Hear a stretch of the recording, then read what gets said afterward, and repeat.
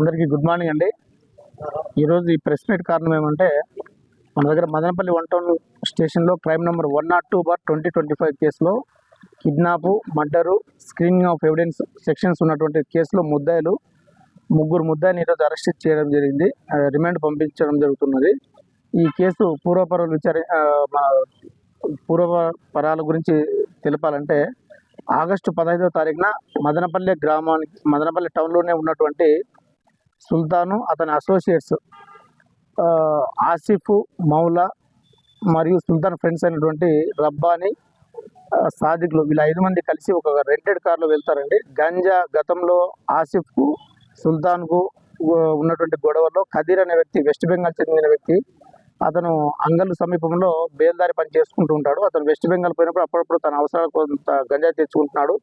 అతని దగ్గర గాంజా ఉంది అనే సమాచారంతో దానికి సంబంధించిన డబ్బులు ఇంతకు గతంలో ఇచ్చాము, డబ్బులకు సంబంధించిన గాంజా ఇవ్వలేదని చెప్పేసి ఆగస్టు 15వ తారీఖున మార్నింగ్ వీళ్ళంతా ఒక ప్లాన్ చేసుకొని వాడి డబ్బు వెనక్కి తీసుకోలేట వాడిని చంపేసైనా సరే గాంజా తీసుకోవాలనే ఉద్దేశంతో ఇక్కడ ఒక కారు, ఈటీఎస్ కారు, ఇదే కారు, ఇది ఈటీఎస్ కారును ఎంగేజ్ చేసుకొని వీళ్ళ 5 మంది ఒక ప్లాన్గా ఇక్కడ నుంచి వెళ్ళిపోయి అక్కడ కథను మాట్లాడని చెప్పేసి తీసుకొని ఆ అంగలు నుంచి రాయలపాడు దగ్గరికి వెళ్ళి రాయలపాడు దగ్గర ఫారెస్ట్ దగ్గర ఉన్నటువంటి నీలగిరి చెట్లలో ఆ రోజు మార్నింగ్ 10:30 సమయంలో ఇక్కడ నుంచి బయలుదేరి వెళ్ళిపోయి సుమారుగా 6:30 వరకు అక్కడ గాంజా గురించి, డబ్బు గురించి అతన్ని విపరీతంగా కొట్టడం జరుగుతుంది. ఆ గాయాల వల్ల అతను విపరీతంగా బ్లీడ్ అయిన తర్వాత అతన్ని మళ్ళీ తీసుకువెళ్ళి ఆసిఫ్ వాళ్ళ ఇల్లు ఇక్కడ మన మదనపల్లి టౌన్లో ఉంటుంది, ఆ ఇంట్లో అతను బంధించడం జరుగుతుంది. అతను ఆ గాయాల వల్ల చనిపోవడం జరుగుతుంది. మార్నింగ్ మర్డర్ అయినటువంటి విషయం బయటపడకుండా ఉండడం కోసం సిటిఎం రైల్వే స్టేషన్ సమీపంలో ట్రాక్ మీద పడేయాలనే ఉద్దేశంతో వెళ్తూ వాళ్ళు ట్రాక్ మీద వేయకుండా కింద వేస్తారు.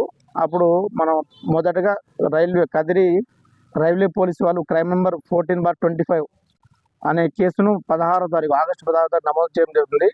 అనుమానాస్పద ముద్దిగా నమోదు చేసుకొని తర్వాత ఆగస్టు 20వ తారీఖు ఆ కేసును మర్డర్ కేసుగా సెక్షన్ ఆల్టర్ చేయడం జరుగుతుంది. ఇందులో మొదటగా ఆసిఫ్, మౌలా అనే 2 ముద్దాయిలు కదిరి రైల్వే పోలీసు వాళ్ళ దగ్గర ఆగస్టు 20వ తారీఖు స్వచ్ఛందంగా లొంగిపోవడం జరిగింది.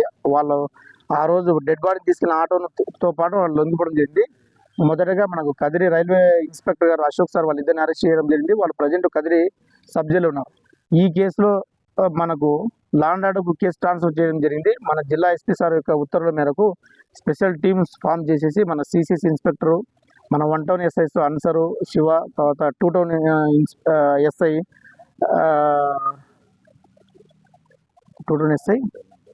రహీం, తర్వాత సిసి సిబ్బంది అంతా కలిసి టీమ్స్గా ఫామ్ అయిపోయి గత కొన్ని రోజులుగా అతను వెతకడం జరుగుతుంది.